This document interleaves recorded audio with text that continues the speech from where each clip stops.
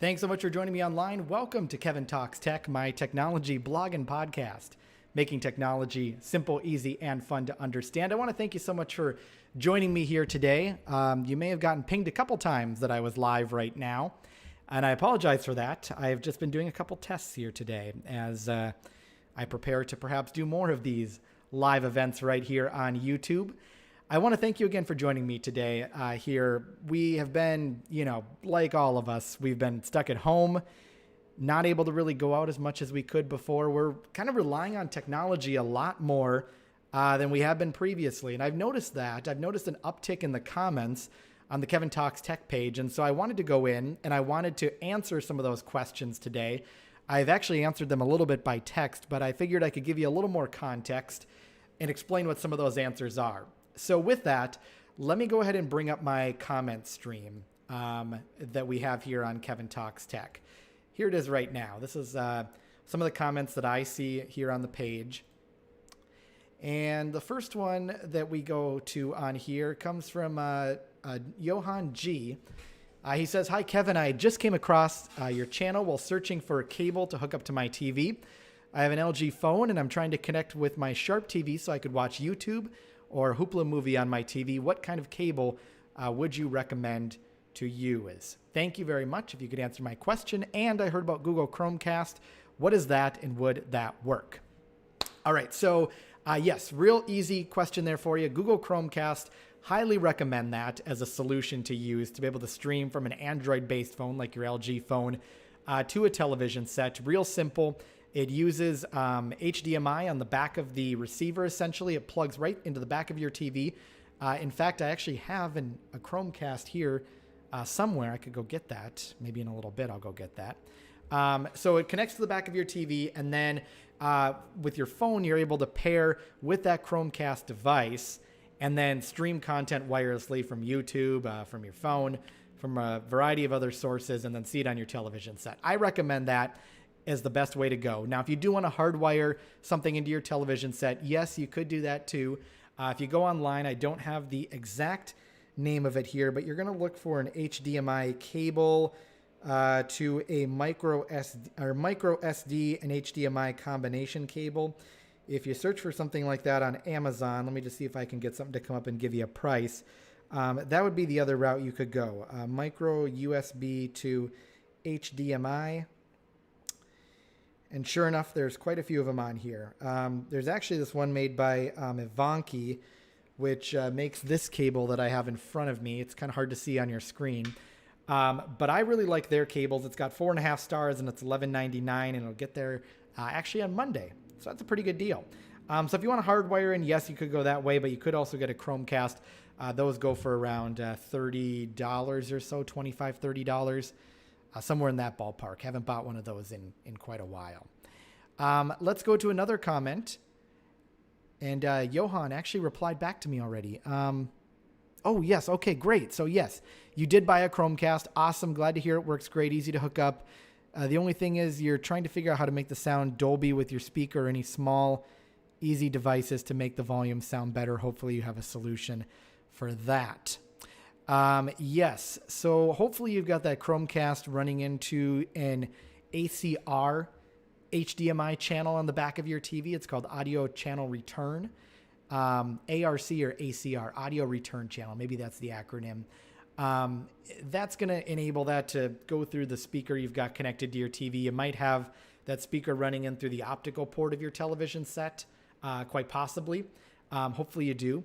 That'll make that process a little more seamless. As far as making the sound volume better, another thing you could do too is you could get yourself a small like Bluetooth type speaker. Make sure it's got a 3.5 millimeter hookup on it. And you just basically get a 3.5 millimeter cable, which I do actually also have here. Unfortunately, I don't want to get up too much for fear of thinking that somebody might not be here. But what you do is you hook that up then to the speaker and then hook that up into the headphone port of your TV. I've done this before. And that's another way you can pump the sound from your TV into the device. It sounds like you've actually got a speaker already, maybe with your Dolby speaker. So that should have a 3.5 millimeter hookup on it as well. Good luck with that. Hopefully that goes according to plan. I had a question about on the video I did about taking a hard drive out of your computer. Sonia A asked, that's all right to be taken out, right? I'm a noob, sorry. Yeah, absolutely. You can take that hard drive out of the back of your or out of your computer. I recommend it if you're getting rid of your computer and you're looking to, perhaps, just junk it out or sell it to somebody else for parts. Yeah, take the hard drive out of there. It's probably got some sensitive information on it from when you had it before. Then what you can do is take it to a local place in town. Many cities have them where they'll destroy the hard drive for you. There's also some online services where you can send the hard drive in. They'll destroy it on your behalf. Don't have a lot of experience with that. Mainly what I do is I just hold on to the hard drive. It's small. I don't know. Eventually I'll probably shred it at some point. Let's go to another question. And this one from Bill Evans. It's easy to hook up VCRs and DVDs to play, but on the new TVs, they will not record. I want to know how to hook up a DVR that will record and not just play back. Good question. And I'm completely forgetting to pull this up for you guys to look at. I'm so sorry about that. This again coming from Bill Evans. Bill Evans asking, easy to hook up VCRs and DVDs, but want to know how to hook up a DVR that will record and not just play back. So yeah, that's a pretty easy question too. What you really need to make sure is that the DVR that you are utilizing has a hard drive built into it already. It has storage capacity in it to be able to make recordings. And a lot of cable companies have that available. A lot of times you have to pay a little bit extra for that type of DVR. And in addition to that, some DVRs also have capabilities to hook up a hard drive to it, like an external hard drive. So you could also go that route too. And DVR, I can't remember what that's an acronym for. Digital video recording is what I think it is. So DVR itself would imply that it has storage capacity already built into it. You may be getting an HDMI type box from your cable company that doesn't have storage on it. And right, if that doesn't have storage on it, it doesn't have a way to hook up to a hard drive, then you can't do any recording on that. Wow, I'm getting a lot of replies. The DVRs are hard drives. Okay, yeah, that's correct. Let's go to Jasper. Jasper says, can I ask, what's the difference between RCA and jacks? Thanks. Yeah, so jacks are just kind of a slang for that input on the back of a television, any kind of input where you're plugging something into it. So RCA jack, composite jack, component jack, whatever you want to call it, HDMI jack. RCA is the brand and a company that was started in the 50s. And sometimes people will interchangeably just refer to connections as RCA connections. So a lot of times it refers to the red and white composite cables that do audio, since RCA was providing phono-type audio back in the 50s with that. I kind of just equate it essentially to, like, when you think about tissues and the brand Kleenex, and people just refer to tissues as Kleenex. Sometimes it's what people will also do, and I think I just did that without even thinking about it, so I apologize if that created any confusion. People call tissues just Kleenex, where in fact it's really just a tissue, whereas this is just really a composite connection, but I refer to it as an RCA connection. Let's go to some other questions here that we had. What else can we talk about here today? Oh, who's this guy here? Kunal Das. Throwing some shade with the middle finger emoji. I liked it.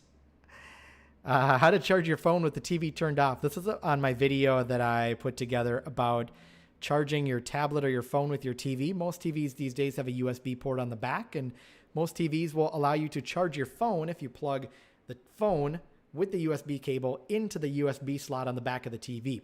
Now, he was asking in this question, this was Sharon asking, how to charge the phone with your TV turned off. And that's a good question. Not a lot of TVs are probably going to allow you to do that with the TV turned off, simply because the TV is actually supplying the power to the USB cable. And the USB cable might not be receiving any power when the TV's turned off. So you'll probably have to have the TV turned on if you want to charge your phone using the USB cable on the back of the television set. Okay, let's go to another question.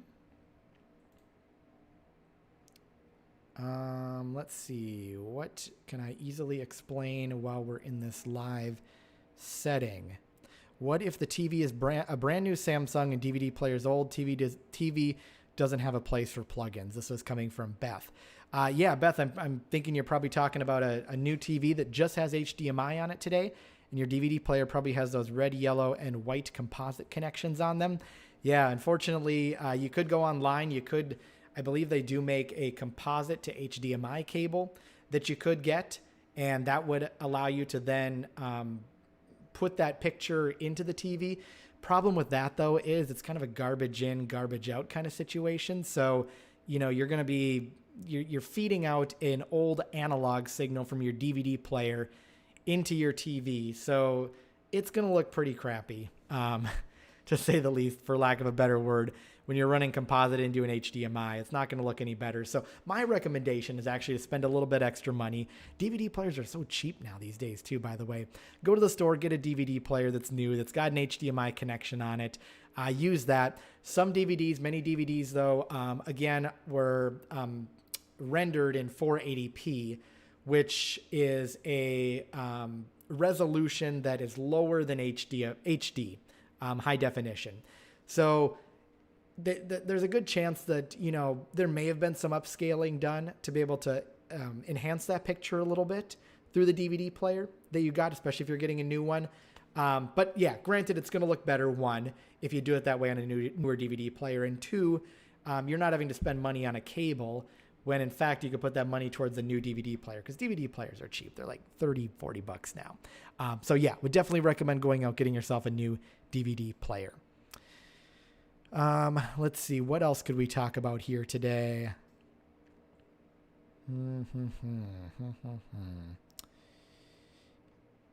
I have a RCA. Okay.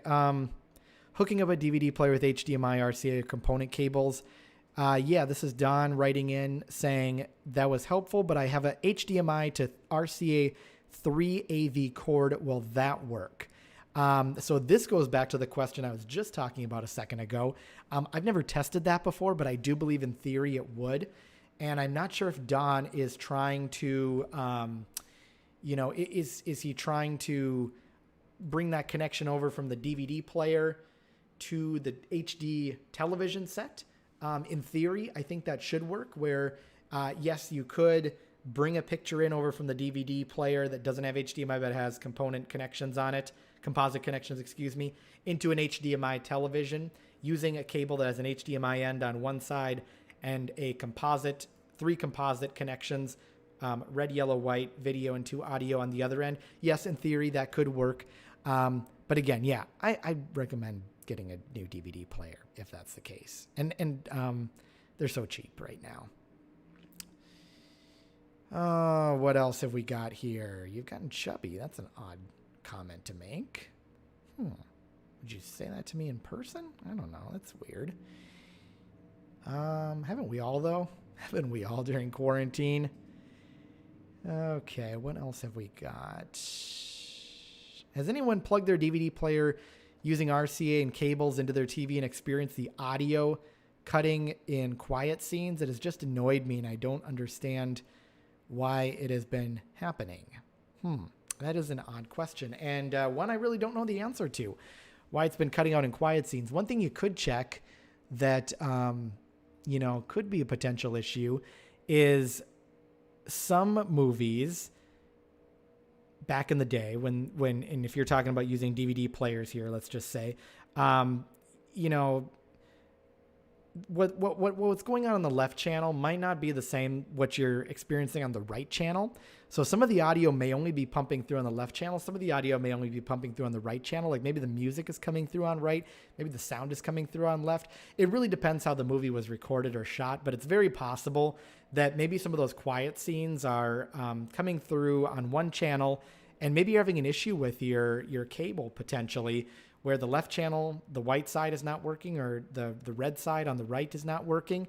And if one of those two things isn't working and you're not getting that audio from the right or the left channel, and that's the channel where some of that audio is coming from on the quiet scene, yeah, it's possible then that maybe the scenes are going to be a little quieter. Or maybe one of the ends is broken and you're only getting sound from like a left channel, And then if you're only getting that sound from the left channel, like on one side of the television, yeah, the sound might be a little bit quieter. So that's a good question and a real possibility.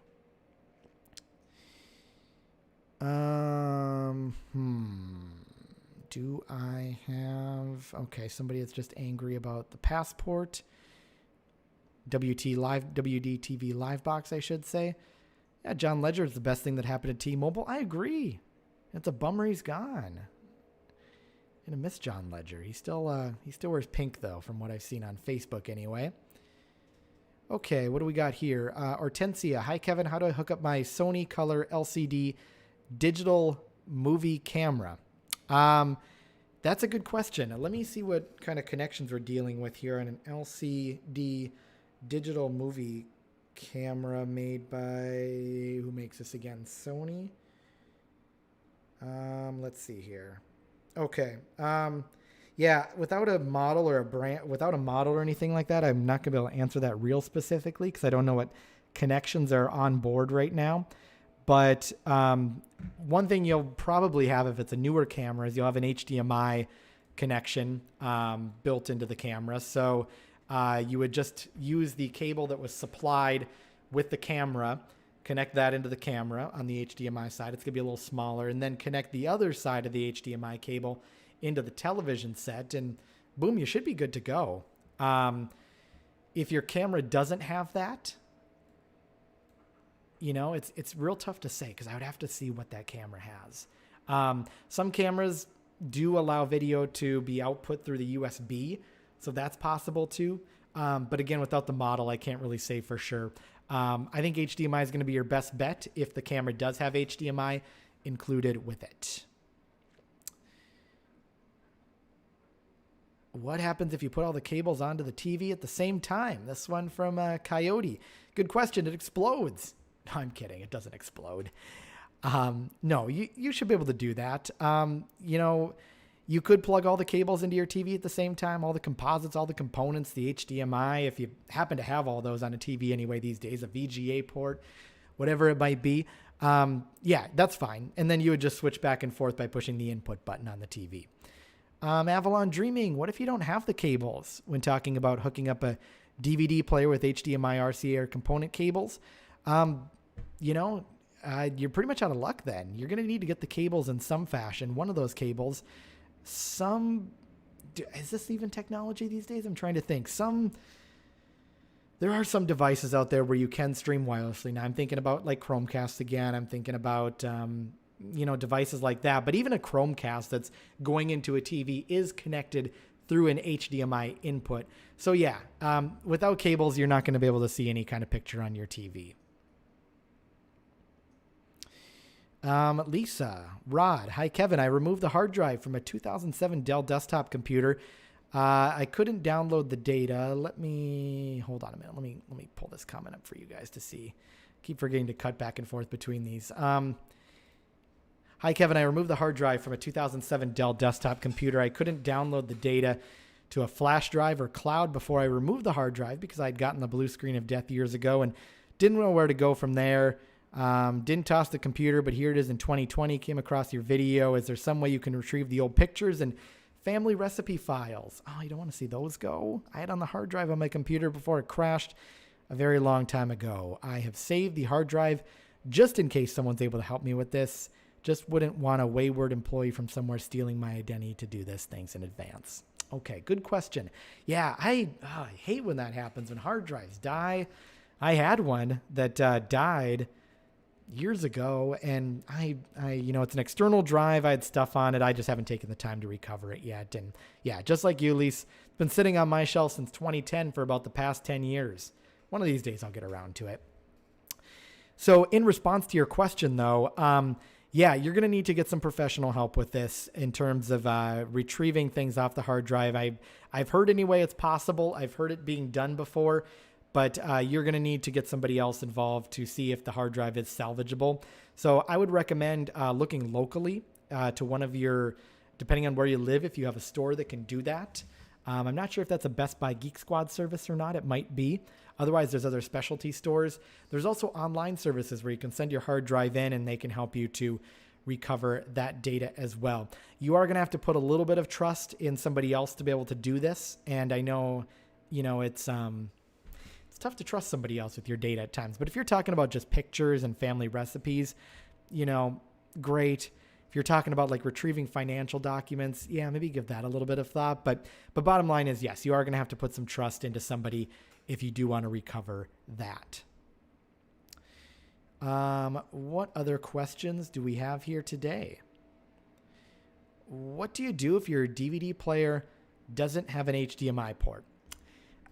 Real good question. Real simple answer is get a new DVD player. And I hate to say that, but, unless you have component hookups on the back of your DVD player, which again are green, blue, I have to remember the other color, not red, gray, maybe green, blue, and gray, I think.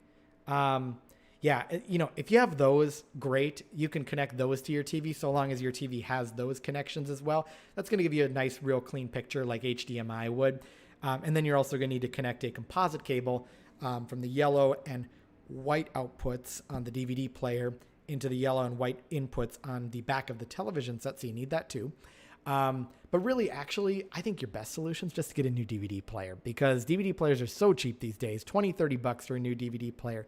You'll have the HDMI on there. It's one cable. It looks great. Sound, audio, boom, all in one shot. That's my recommendation, is to look at a new DVD player. Let's see. What other questions can I answer just outright here? Real easily for you. Let's see. Okay, here is another one. Okay, nope, that's not a question. Okay, how about Donna Holmes here? Kevin, I have a mini Nintendo unit, but can't seem to hook it up. The game cord is white, red, and yellow. My TV does not have a yellow connecting port, so I can plug in on red and white, but without yellow, the game doesn't work. What color should I put the yellow plug in on my TV?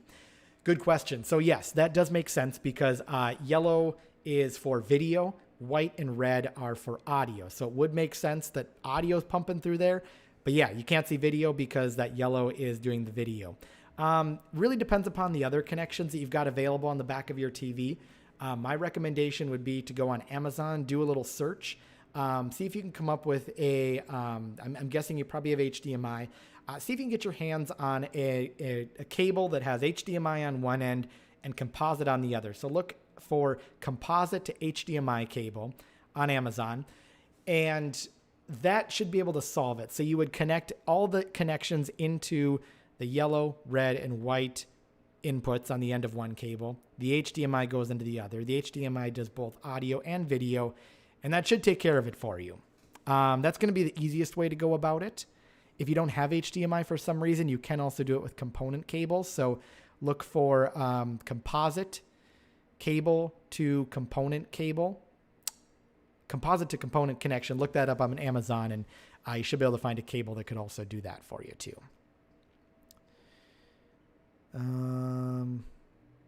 Okay, let's see.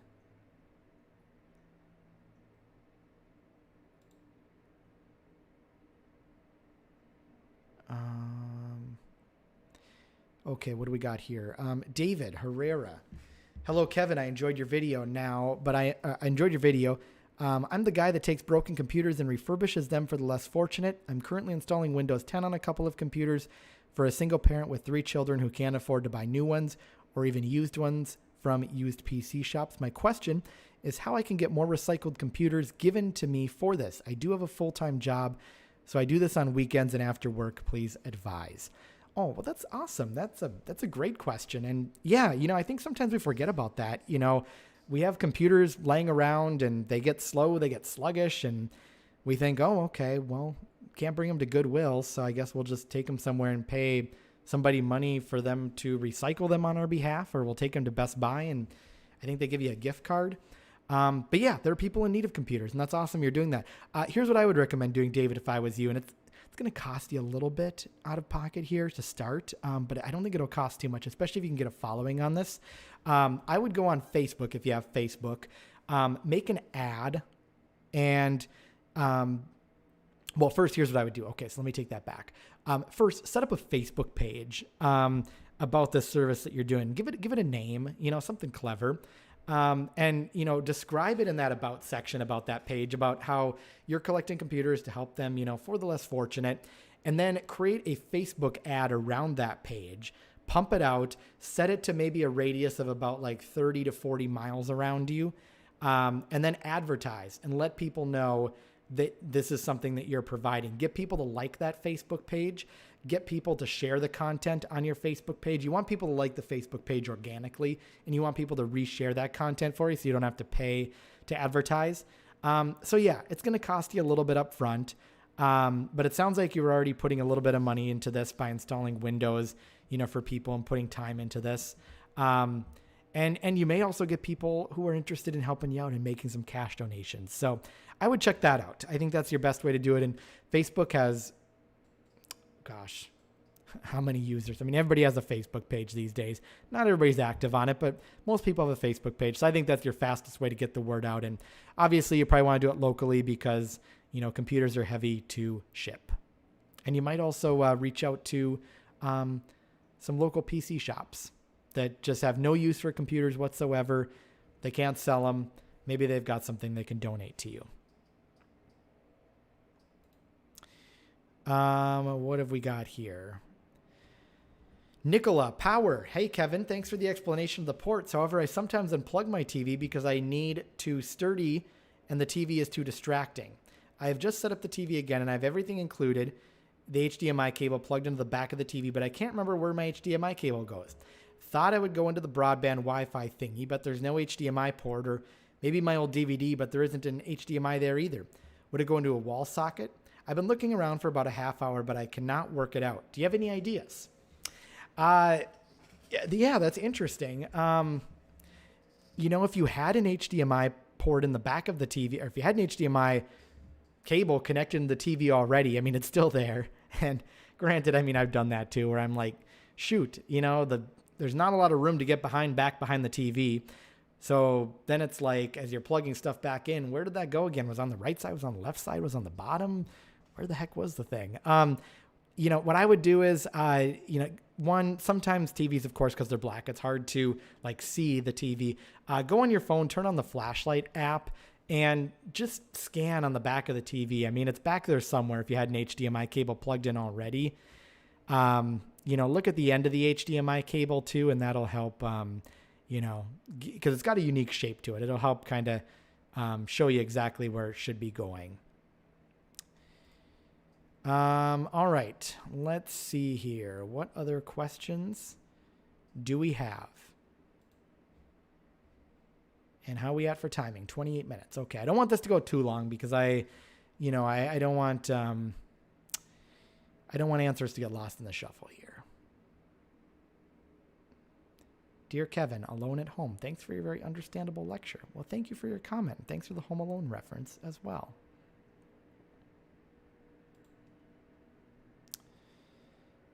Okay. Maria Start. Kevin, thanks for an outstanding example. This is regarding the Curse of Knowledge video that I made. Not actually really a tech video, to tell you the truth, but technology related. The Curse of Knowledge is just the quick 10-second spit out on it, is basically where once you know how to do something, you kind of forget how easy it is or how difficult it is for other people that don't know how to do that thing, or for somebody to understand something that has no prior background knowledge. So as you get more and more, complicated with computers and such, sometimes you kind of forget that those complicated tasks that you're doing are not easy for everybody else. So yes, she wrote in, thanks for the outstanding example about the curse of knowledge. As an attorney, I use computers daily. However, they are fully installed and all I have to do to obtain or add information. Other than that, I'm technically challenged. I have an iPhone. I'm slow with the help of my children, learning how to make use of it, learning all the abbreviations. She deals with the criminal element to privacy, and it's a major concern, means taking on an alias on social media. Currently avoiding Facebook and Instagram. For some, it's simple, but she's struggling. For some, this is simple, but I'm struggling due to never being interested.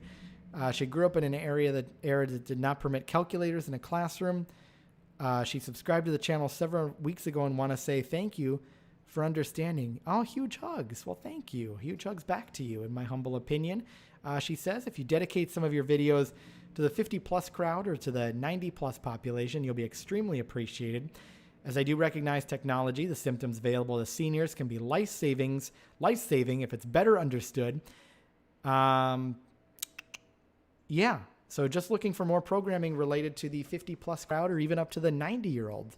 Yeah, happy to do that. I try to keep that in mind when I'm making these videos that, yeah, indeed, a lot of this stuff is pretty second nature to me. Going through answering these comments, these are pretty easy questions for me to answer on your behalf. But for a lot of people, I recognize that this is not easy stuff. And it's hard when you don't know the answer to things. It's really annoying, actually, isn't it? So yeah, I am happy to do that. I'm happy to take into account that, yes, we have people who are in their 50s that are watching some of this content. We have people in their 90s that are watching this content, which is great. I'm actually wondering right now, let me pull it up here real quick, what some of the demographics are here of the Kevin Talks Tech channel. Usually don't share this out there. I'm sure most channels probably don't share their stats out there publicly, but I'm happy to. I'm happy to talk about who's watching our videos and seeing if we could do a better job reaching some other audiences. So by far the majority of our audience watches from the United States, about half. But other countries where we see some people watching are India, the UK, Philippines, and Canada. Philippines, Canada, and UK are pretty low. India is not a strong second, but it's up there. It's up there. Who's watching? Primarily men are watching this channel. About almost 3/4 of the people watching this channel are men. About 28% are female. And then in terms of age range, looks like primarily 25 to 44 is our biggest demographic here at Kevin Talks Tech, but followed not too far behind by people that are in their 45 to 50s. Those who are 65 plus, they make up about 10% of our audience. So about 1 in 10 people are older than 65 years old watching our videos. That's interesting. I'll keep that in mind. And then 13 to 17 years. We really don't have a lot of people that are young in that age range watching Kevin Talks Tech, because they know it all already, right? People are 13 to 17 years old. They already know how to do all this stuff. They don't need me to be barking and talking about these tech tips to them. Anyway. All right. Well, this is eye-opening. This is interesting to see. Hopefully I wasn't just broadcasting all this to you. Okay. Nope. Not sharing that screen. Great. Well, hey, we're at 30 minutes right now, and I don't want to make this too long, like I said, because I do want it to be valuable in a recording setting too, for people that want to go back and rewatch this to get some answers to questions that have been showing up in the feed. But I do want to thank you so much for joining me online today here at Kevin Talks Tech. We'll see if we can do more of these live videos every now and then. For the time being, stay safe. What does he say at the end? I'm a big NBC Nightly News viewer. Stay safe, take care of yourself, and take care of others, I think is what Lester Holt says. Have yourself a great day.